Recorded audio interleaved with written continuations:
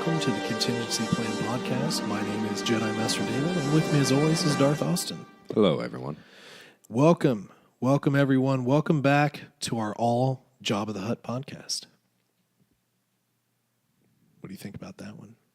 What? The all Jabba the Hutt podcast? Will Leia be there? Obviously. Will there be a metal bikini involved? Is there any other way to have it? No.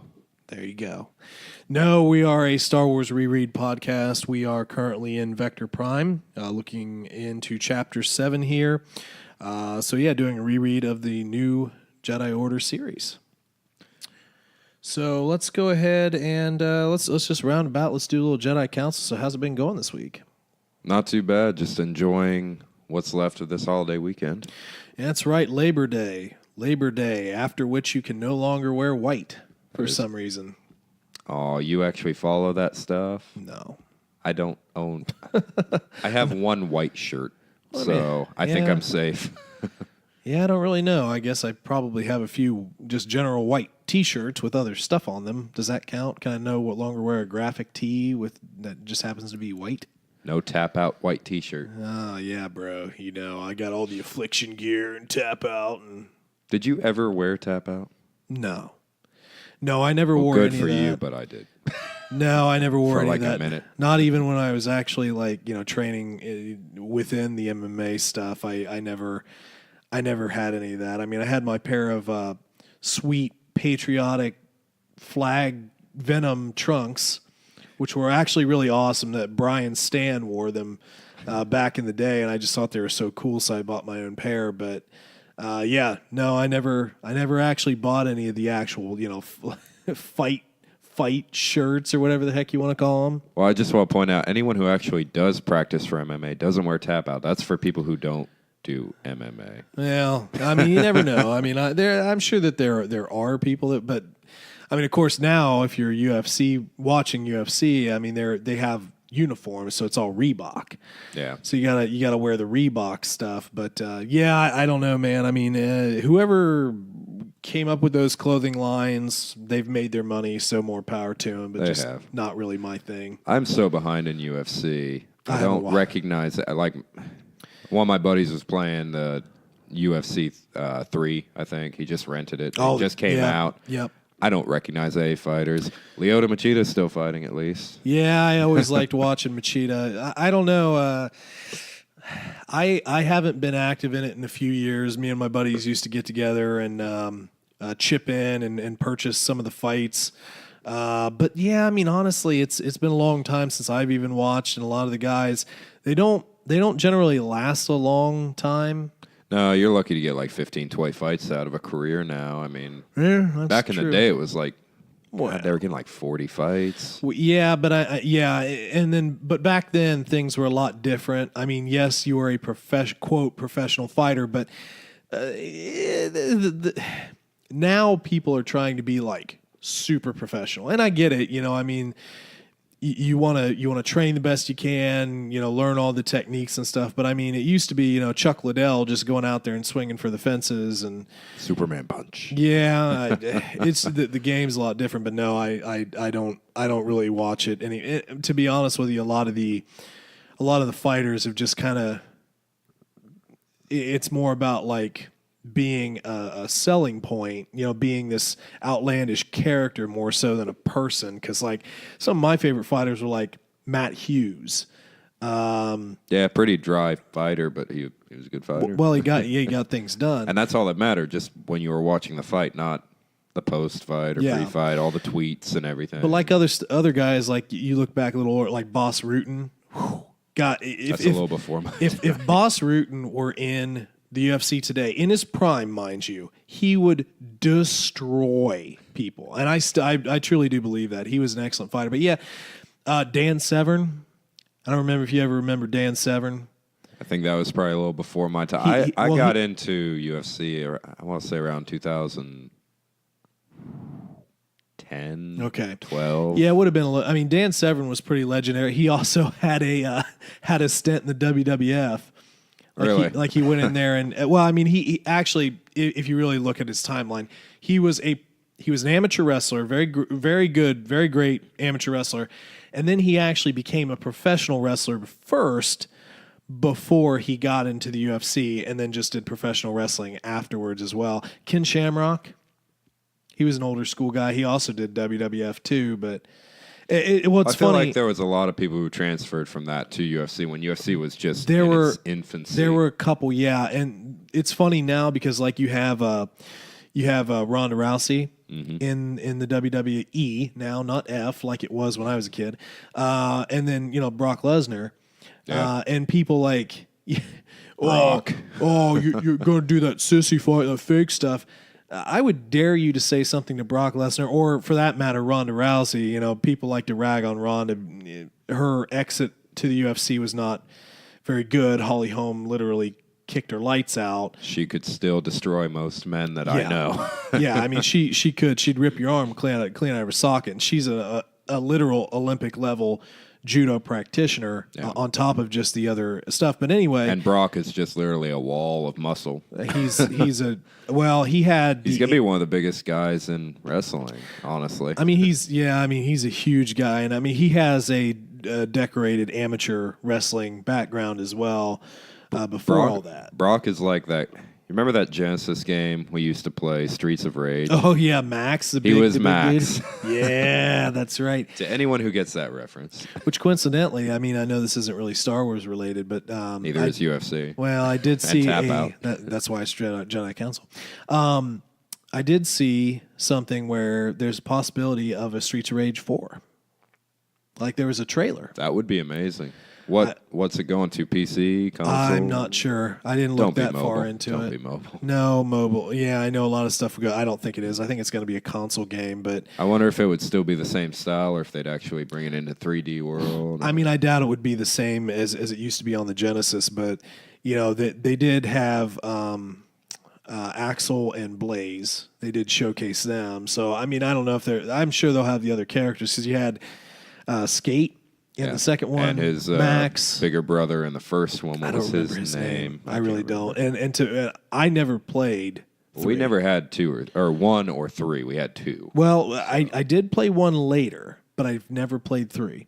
I didn't know there was a 3 actually. Yeah, there is. Yeah, and it was basically the same similar to 2. It is still the same gameplay. Like one new character and I don't new even know villain, about basically. But yeah, anyway, I thought that was kind of interesting. So I would gladly throw my money at that.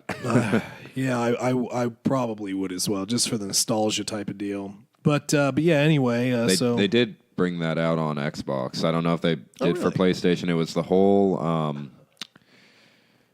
trilogy.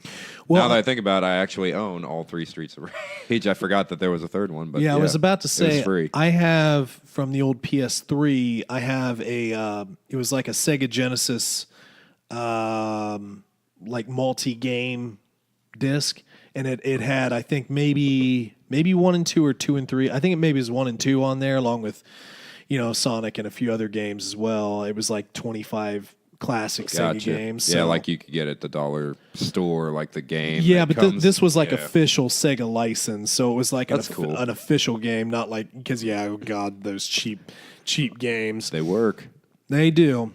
Well, there you go. After we finish this podcast and do our food coma thing, we might have to load up my Xbox and see if I can find that. Streets of Rage. Yeah, because then we can actually try 1 and 3. Oh, goodness. There you go. Power through that. So, let's go ahead and move on a little bit here. Let's talk about some HoloNet stuff. So, let's see here. What article-wise did we want to talk about? I think we were both kind of they're pretty much yours on this podcast. We're going to save what I found for the next. So, let's talk about the casting. Yeah, good call. So I was looking through this article dropped, I think, yesterday, but basically it was just kind of an overview of what we know going forward in episode 9. And I mean, none of it was really especially interesting aside from one small side note about a piece of casting. So we've got Greg Grunberg as Snap Wexley.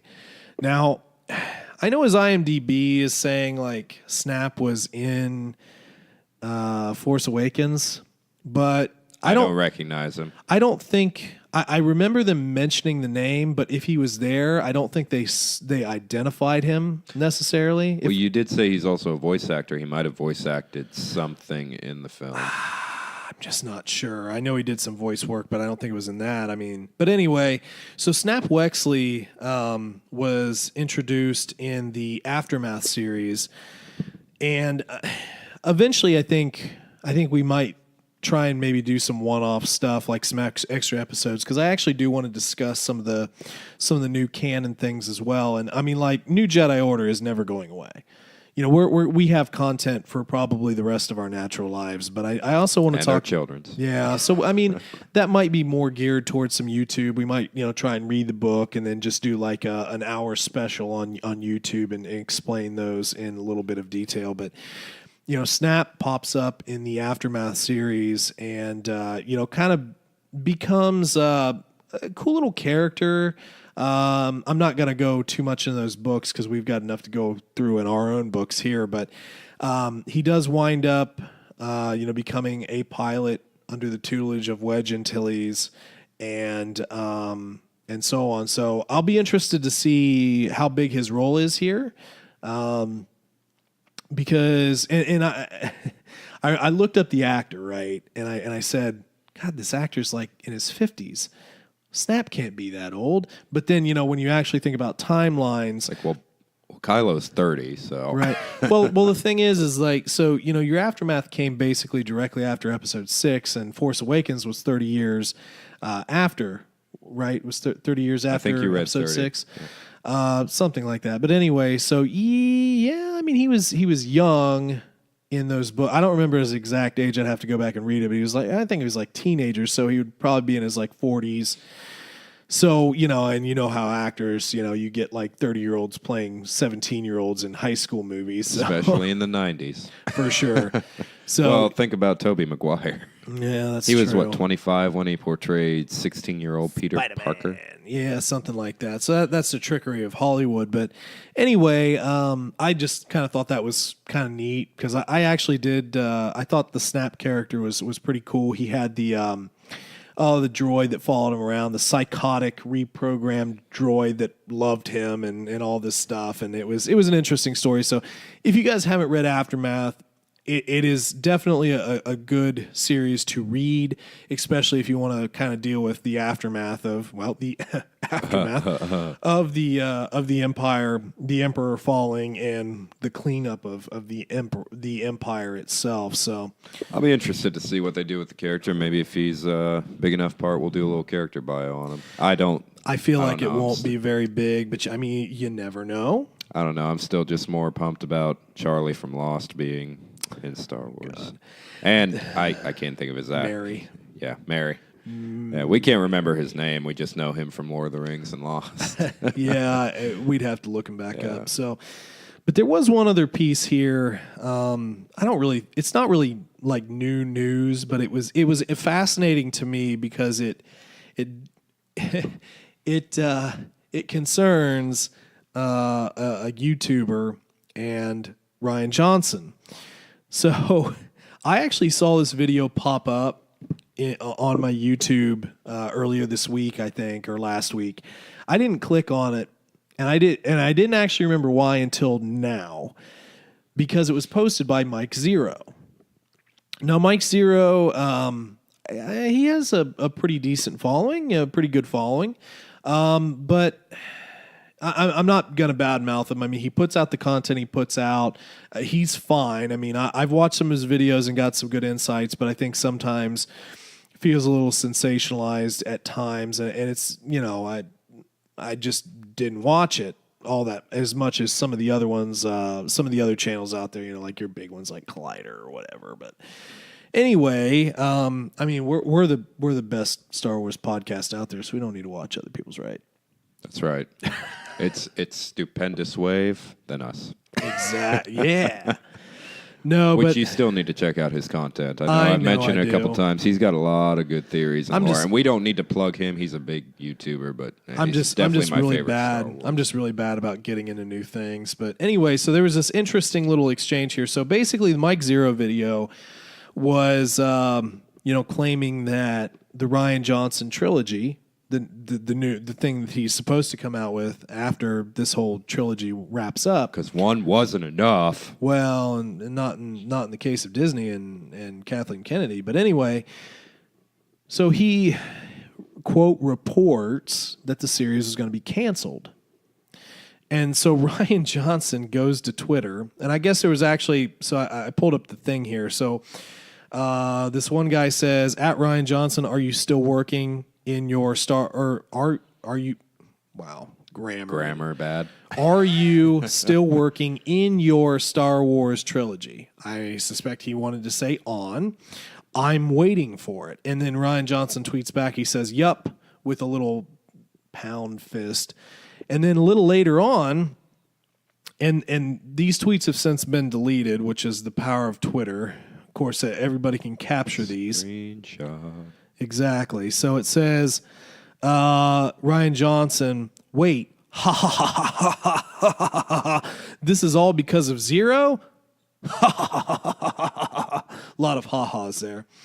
And then he, I got to reposition my phone here. Oh, there's Luke. Yep, come on, dude. Oh, my goodness. Is he drinking that green milk? Heck yeah. That's all he does, man. Why is that popping up on you? Well, what kind of stuff have you been looking up, man? It's the article, and now I've completely screwed up my phone.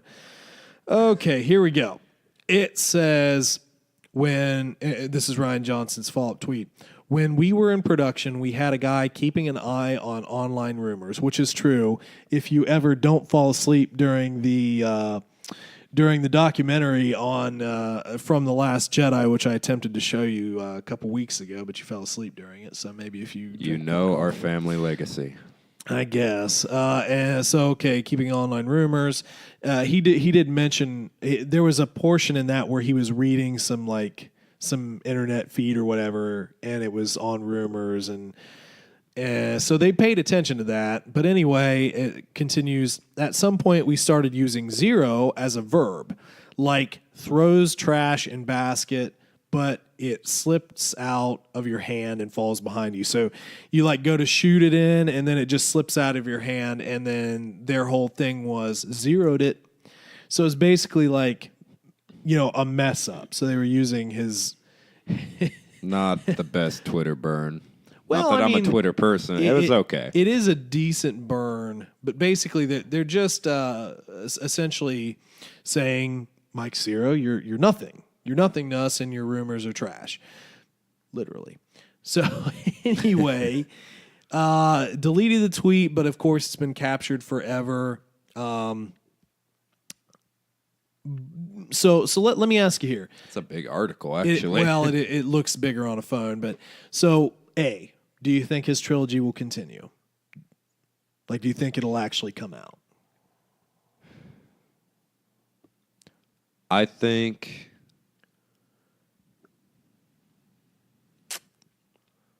Yeah, I do.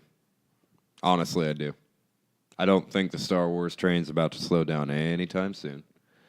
I don't think that it's going to be my type of trilogy because they're completely getting rid of all the past, Star Wars lore. The universe is going to be completely different. It's going to be probably a massive time jump, or maybe in the past. Who knows?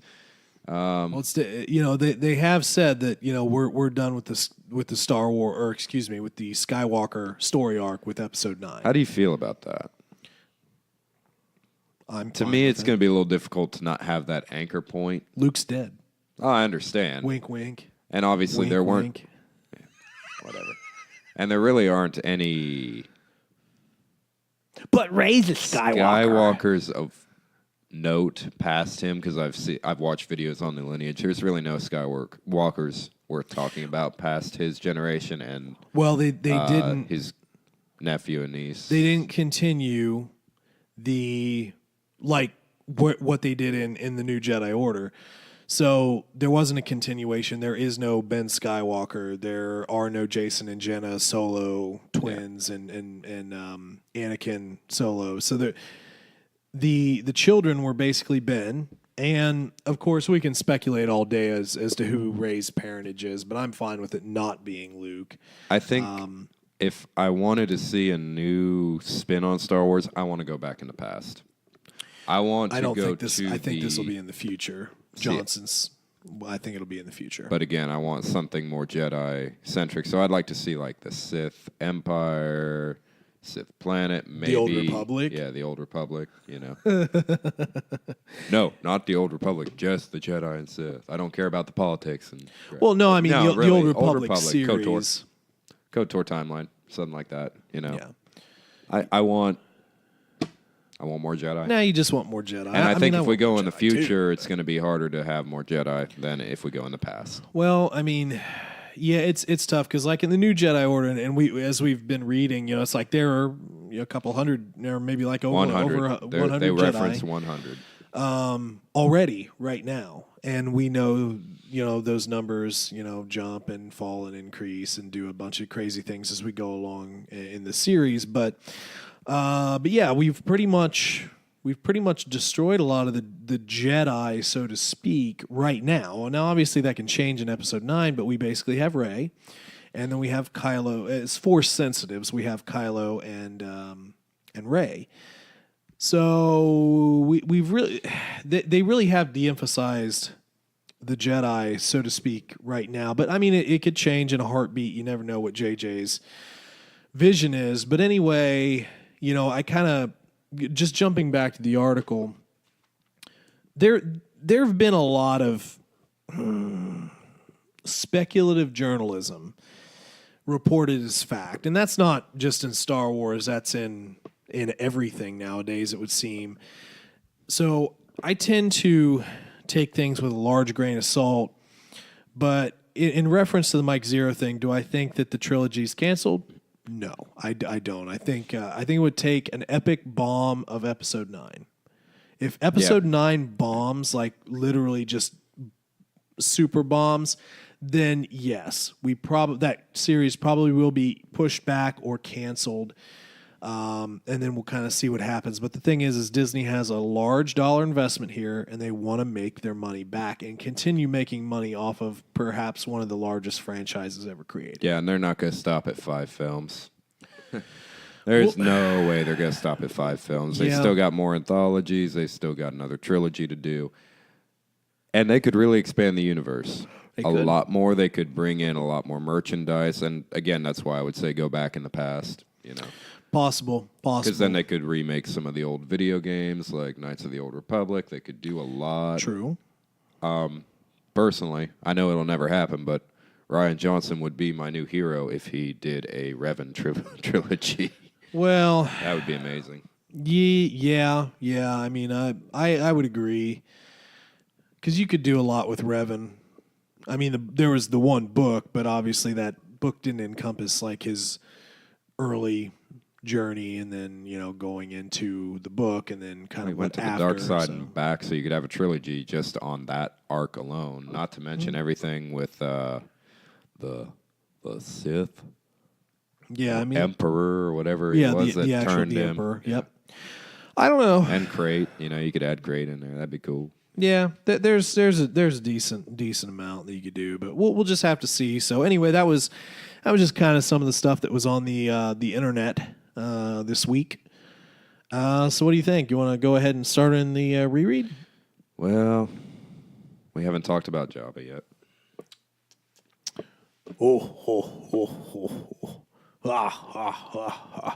Okay, on to the reread. There you go. So we are on Chapter 7, Launch. Launch. One word.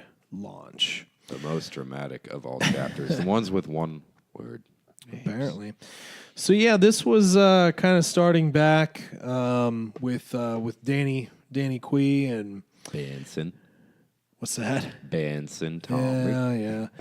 Some of our excited scientists, and Danny is basically looking to go to the comet, or excuse me, to the the fourth planet of the Helska system. There you go. That the quote with comet, a tail. that the quote comet struck / landed on. We obviously know what's happening on the planet, but our scientists do not. So Danny is prepping their rather crappy shuttle Yeah.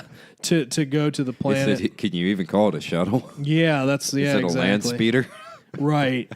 One of those. What were those things called in the Last Jedi? I remember on Crate. Oh, those God, stupid those things. ski things. Yeah, the things that had the metal arm that dug into the ground. Yeah, the ski speeder. What those things were probably They were one of the most unnecessary things. Why would you need that to balance any type? Now visually, it looks super sweet. It was awesome. But it's so impractical, though. The actual speeders themselves, I read a little bit on. It was like a sport at one point. Like they were actually used in some sort of like sort of I don't know Why racing were they in that or whatever. bunker though? Hey man, there was probably some sort of sweet racing going on Crate. I don't know, man. Get out of here. But anyway, so she's prepping up, and basically she's going to Yaman Kar, our resident Yuuzhan Vong spy, and she wants him to go.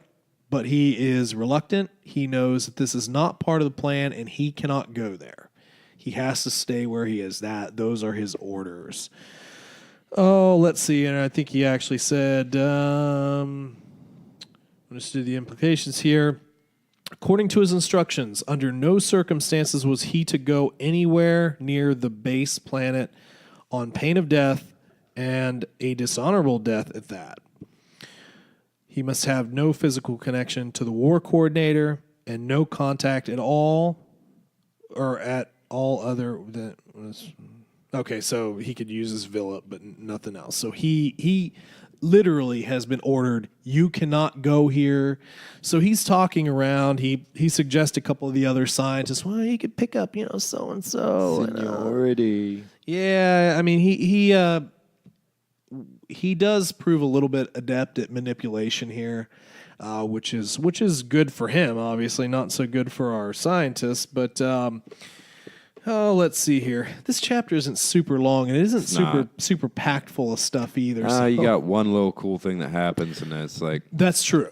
That was a chapter, all right. Yeah, we're getting toward that. So, I did. How many pages is this chapter? Is it 10 as well? I don't even think it's 10 pages. It's more than 10 pages, and it's got less in it than the next chapter. Yeah, it's funny. I do like this. So I think we talked about it in the first chapter regarding Yaman.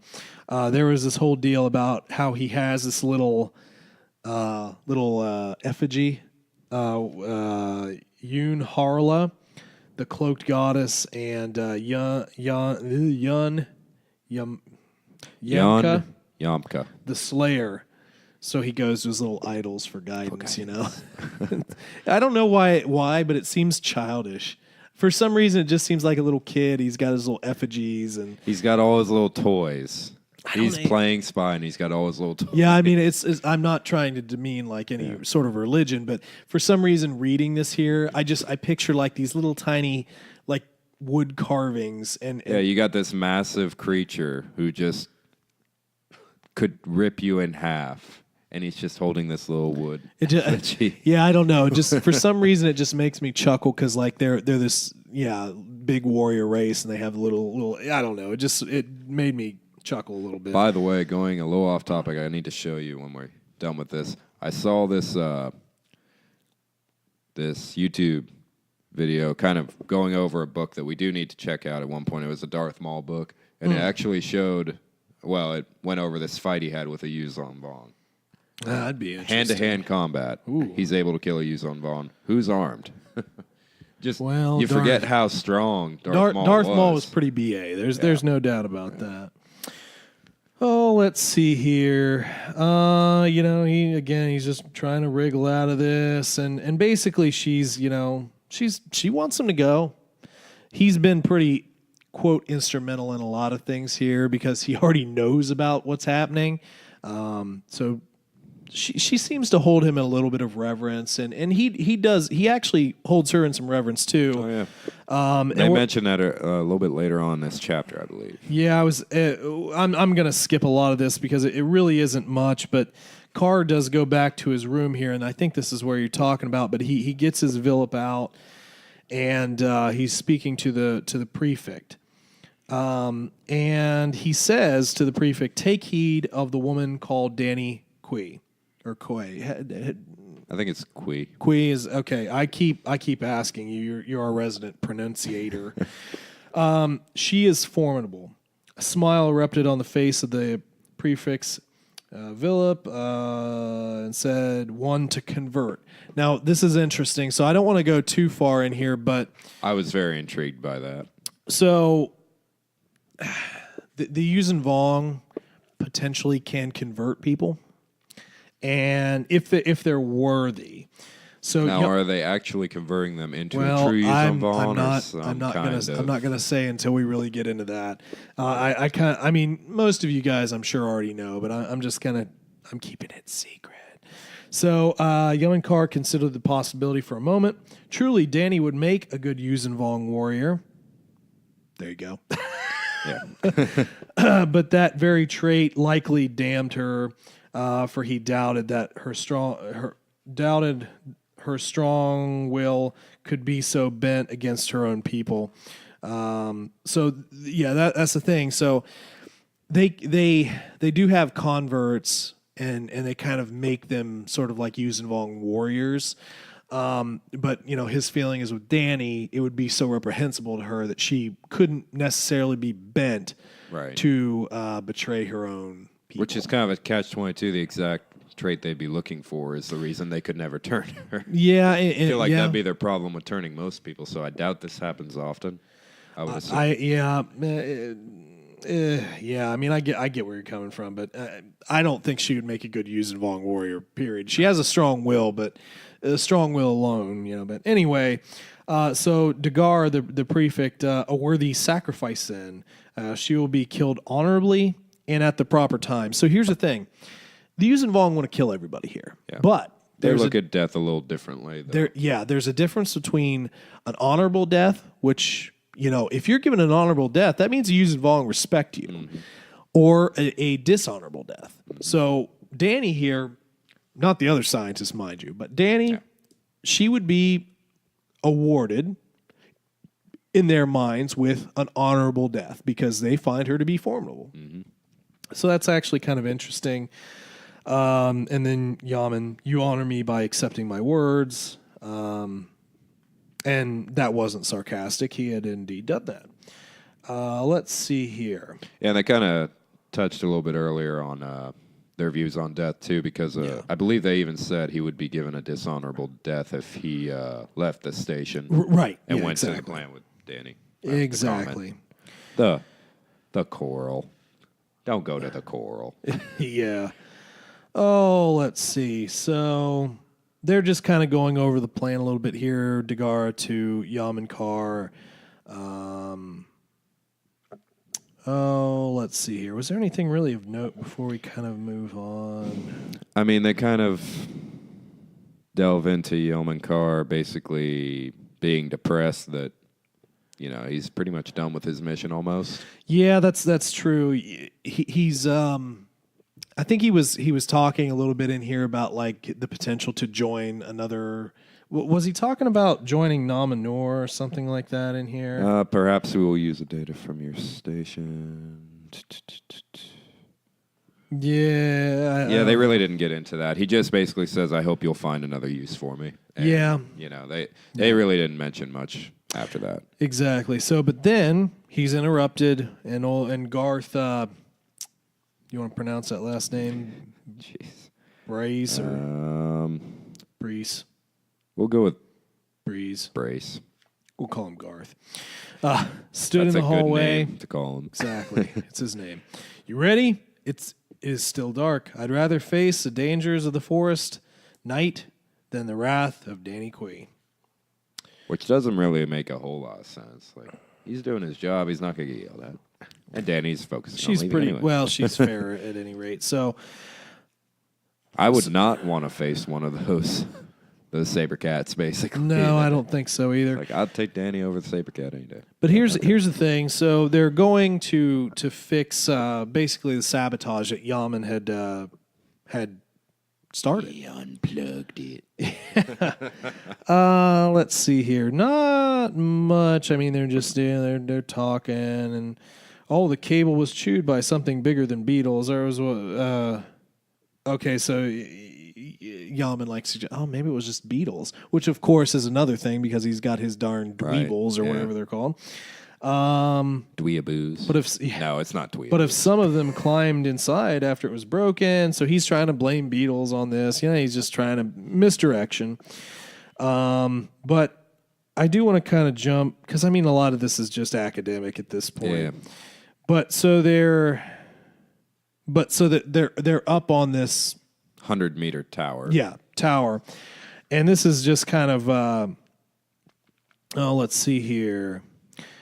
Garth had said, "I'd rather be up here than up there," mentioning the shuttle, and then Carr says, "But a threat up here, are you?" Okay, Yoda. Well, he had his little moment of Yoda. Well, no, that's the thing. It's like their language is not the same, so their grasp, and that was one of their little creatures. True. But sometimes they revert back into broken up, basic. And at this point, but a threat up here are you? Garth says, what? And then Yaman basically, 2 fingers and stabs him hard into Garth's windpipe. And let's see here. Garth does get out a Y as he is thrown from this tower. Because you gave me an excuse. Yeah, that's the thing. Carr has been chomping at the bit to basically start killing everybody. Yeah. That's his warrior's blood. He wants to get things started, and this is his first opportunity. So and sneakily enough, the spy says he just fell. If anybody asked, I don't know. I couldn't stop him. And maybe this was kind of morbid for me to laugh at, but right after he answers his last question, he had one moment of regret when he considered that Garth might have crushed some of his pet dweebits. Yeah, the poor dweebits. Oh, okay. So then we kind of switch point of view to Danny up in the shuttle. Oh, let's see here. Was there anything really of note? Not really, honestly. They do talk about a storm. There was and we're going to say a quote storm, greenish yellow tint to it, something that reminded Danny of the sunset she had been witnessing of late. Something to do with dweebits. Anyway. I still don't get the dweebit magic. They literally call it magic. We'll get there. And she's basically like, call the compound. And the other guys, well, maybe the tower's probably not fixed. But she does try and send some sort of message to them to let them know that this, quote, storm is coming to them. And they kind of thought about it. It's like, should we go back? And they're like, no, they're going to press on. So that leaves, that takes us away from Exgal. And we go to good old Nom Nom. Yes, Nom Anur. So Nom Anur has had a plan all along. We know this. He definitely wants to just, start it off. He's a little... At this point, I think he's a little chomping at the bit. The mediator, the Mon Calamari ship is still there. Now, obviously, Leia and Jaina and Mara have gone. Stop knocking stuff over. I'm sorry. This is a quality podcast. We're here to win awards and gain notoriety. Come on. I'll live on my Disney checks. Thank you very much. I'm not getting them. I think you're stealing the Disney checks, man. I'll live on them when I get them. No, he just knocked his mic around, beating things. He got super angry. Nom Anur. Anyway. I am a Sith. What do you expect? That's true. Oh, so the mediator is still in orbit over our planets here, Ramamul and what was the other planet called? Asarian? Yes. I'm super bad at remembering stuff. You remembered it. Well, I wouldn't have guessed that. I literally just knew happened. because you said it. So, they're still trying to strike a deal. The Republic is still trying to strike a deal here. And Nom Anur is basically playing him at this point. Commander Akdul, who is in command of the mediator, basically, Nom sizes him up pretty forthright here. We know that the Mon Calamari have provided a lot of ships for the Republic, but when we're talking about commands of these ships, maybe not so much are Mon Calamari, and with the retirement of Akbar, Akdul is kind of really wanting to prove himself. And then it also says in here that there might have been some murmurs of discontent concerning his appointment to this ship. I mean, this is a newer ship. So that his race made, though. Let's just remember that. Yeah, that's true. But so he's basically attempting to be diplomatic where Leia could not, and he's excited. He's like he's thinking that there's going to be progress here, which of course is a huge lie. He's been severely outmaneuvered and is kind of naive at this point, but it happens. So tell him what happened. Tell the people, what did Nominor do? Shot some missiles. That's right. Basically, before anybody could realize what happens, he shoots them at Osa Prime. Right at the blind spot, too. Yeah. Of the Mediator. It was great. Yeah, this is something that obviously he's been planning since the start and wanted to make sure it went off without a hitch, and it did. Osa Prime, I mean, literally here, the second to last line. Moments later, Osa Prime was in flames. And, Akdul, he's like, what are you doing? He calls him. What are you doing? What are you doing? Was this a trap? Oh, it was. Akbar would have known. But anyway.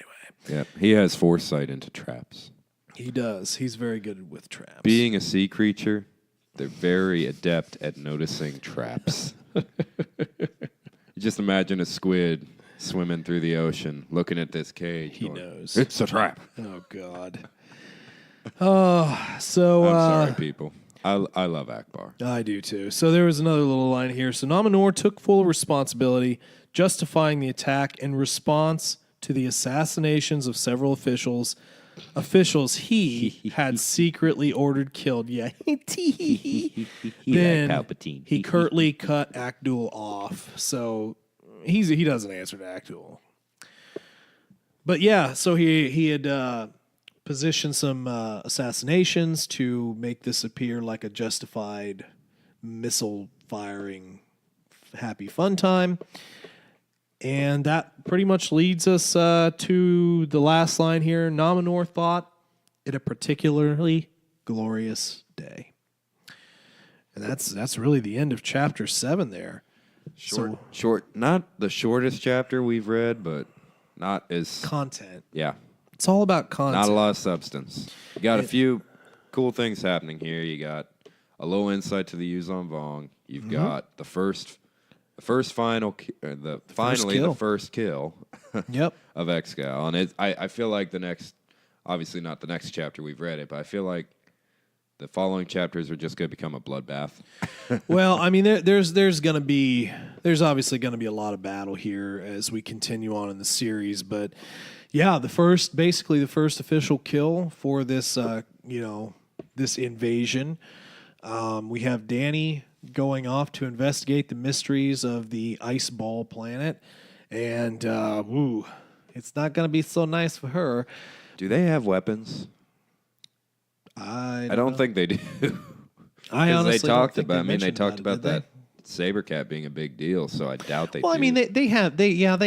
I'm sure they have blasters and stuff like that, and whatever. But did they take any with them? I don't know. Does this Why shuttle? wouldn't you? Does the shuttle? And when you say shuttle, I mean I have to. My only reference, is like our space shuttles, and I can't remember. Oh gosh, there was a TV show or a movie. I can't remember what it was, but I'm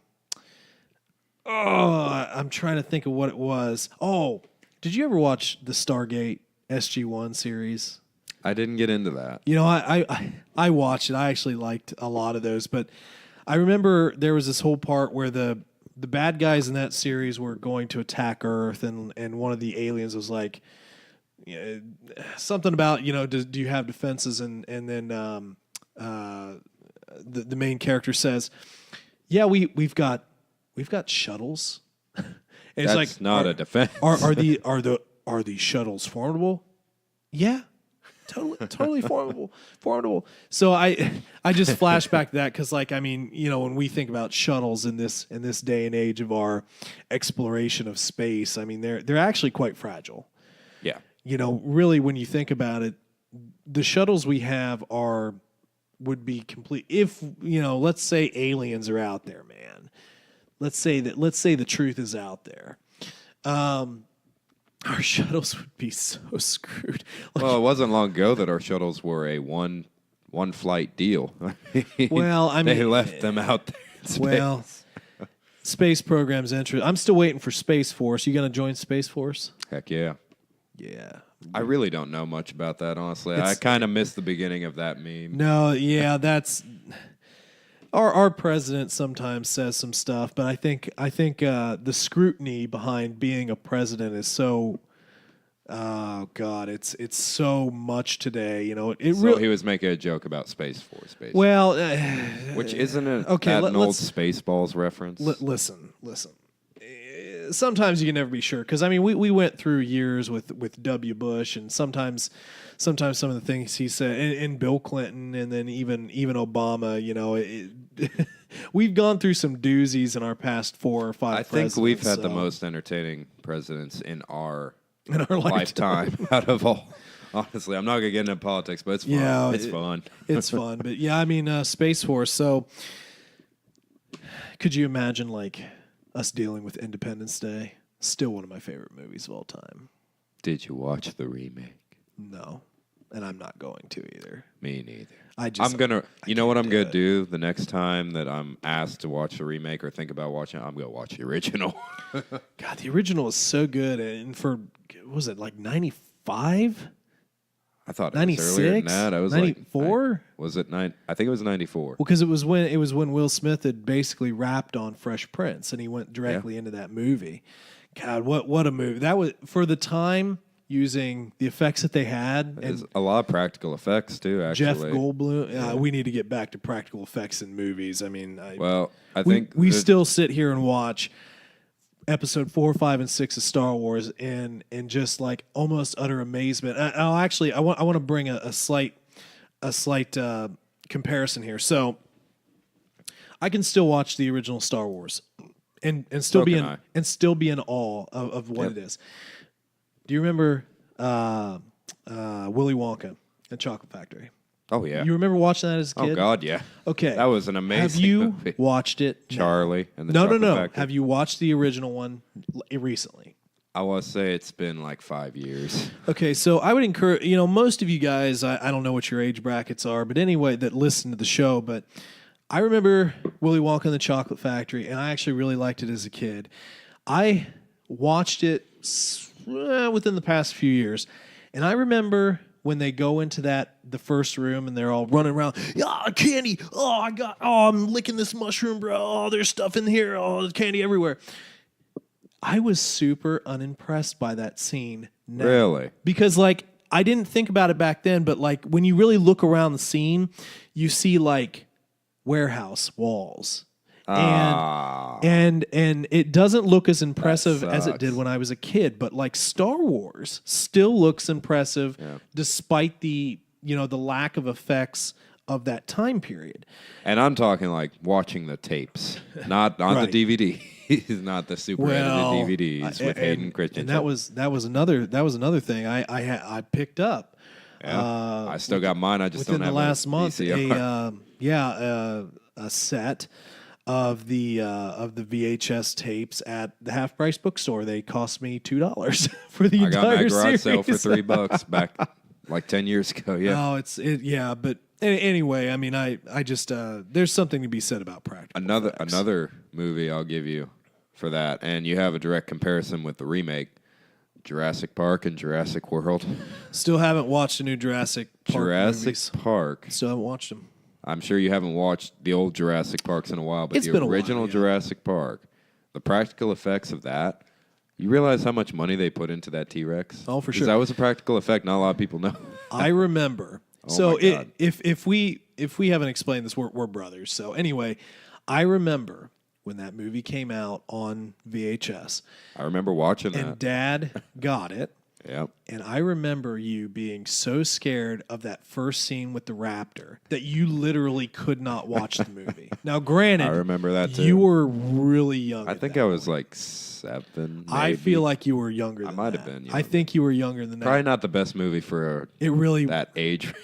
Our dad did things like that. But I we remem- also watched Blade when we were like 13. I remember with him, watching so- Hellraiser when I was like Oh, a God. little kid on Yeah. the Sci-Fi Channel, and some of those other weird ones of Phantasm or whatever that was called, with the little spherical balls with the knives that pop out of it, and just we were just it's like We watched some weird shit too, or crap too. I'm sorry, people. But that's the one. by the way, we watched Blade when we were 13, so it's a good thing that we don't talk like that at this And point. then we played the video game.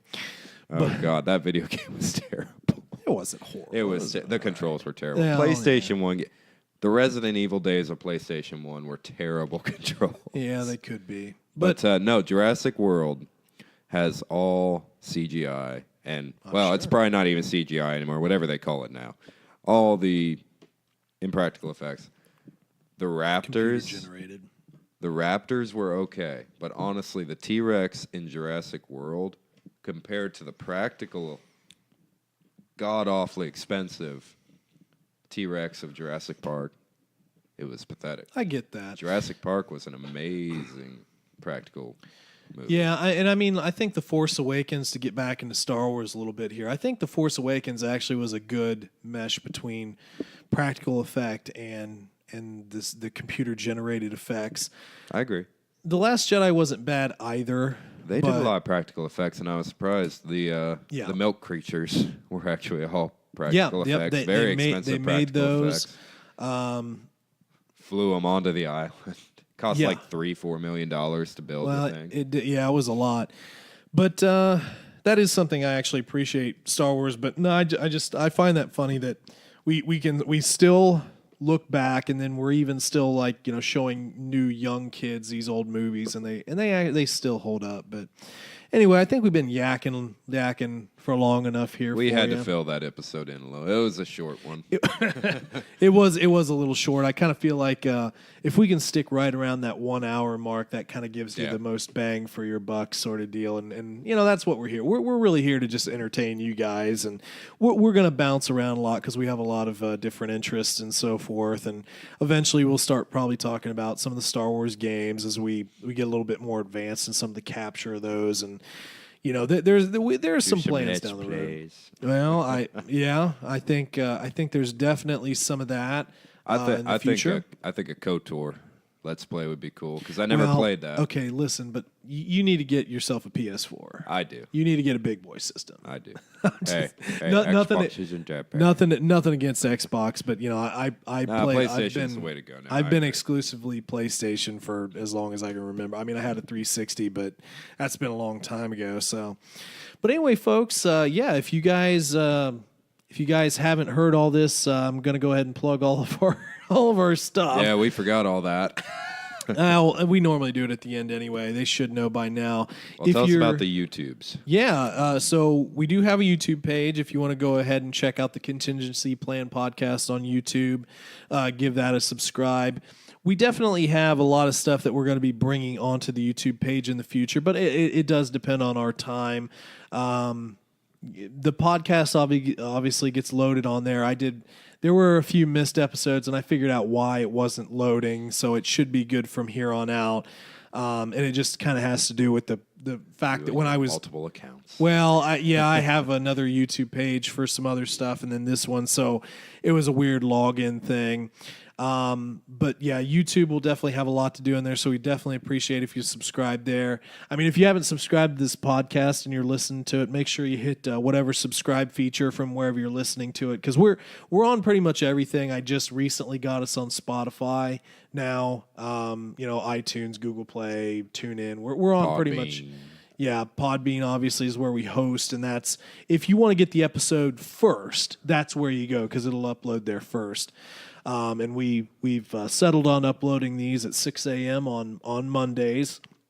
I pretty much preload them the night before, and then they drop 6 a.m. Eastern Standard Time, of course. Which means on you need to be Mondays. starting in about 20 minutes. Yeah, I'll have to. Yeah, we were originally kind of doing these a little bit in advance, but now we've kind of just due to schedules and stuff. And I kind of like doing this in a lot of ways because it keeps everything fresh. But I enjoy doing weekly. It's just when life things happens, happen. Yeah. life happens, and then We'll see. I mean, we do want to try and stay consistent, but yeah. So that's YouTube. You can also go ahead and check out our Patreon page. That's just patreon.com/the Contingency Plan Podcast.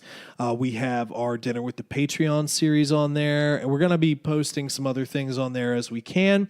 But that's just giving you a little extra content, and in return, you get to support your boys here and our little pirate ship or pirate spaceship here, for smuggler. our smuggler ship, our little Millennium Falcon, and all that money just goes back in here. We eventually are going to want to do some upgrades in equipment. I think the next thing we're really going to shoot for is some of those Let's Plays. So we need like capture card and capture card. I want to play some Xbox and PlayStation. yeah. I mean, I think we've talked about it too, like maybe trying to do like a Twitch type of deal for some of the Star Wars games and just kind of some other stuff. But that's down the road. And again, if you do feel like supporting the channel, that's just what's going on.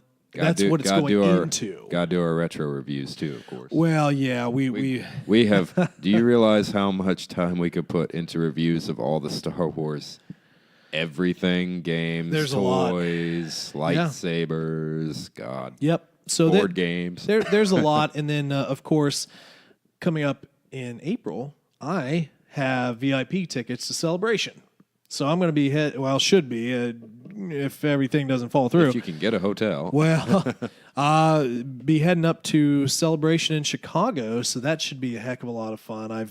I haven't been to one. This will be my first one. A few of my buddies that I'm going with from the Rebel Watch podcast, should be going with me as well. So that should be a lot of fun, and I'll be doing some live streaming from that, I think, and some other videos and bonuses and whatnot. And I'll be living vicariously through him as I work my fingers to the bone Well, for dewinterization season. I could take you. I could take you with me, and just we could just swap the badge off. They don't check names, do they? So yeah, just you go, and then I'll stay in the hotel room, and whatever, and then you come back, give it back to me. I'll whatever. It's fine. Oh, you think I could get off work that time of year?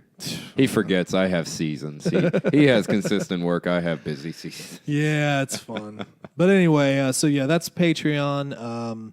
If you have any questions or comments, or you just want to chat with us, we do have our Facebook page, which you're a little bit more involved in than I am. About 95% more involved. Probably more like 99%. That's okay, because you're doing plenty with the podcast stuff that I don't want to do, so I'd rather post memes all day. Yeah, so make sure you check out our Facebook page. Again, that's just the Contingency Plan Podcast on Facebook.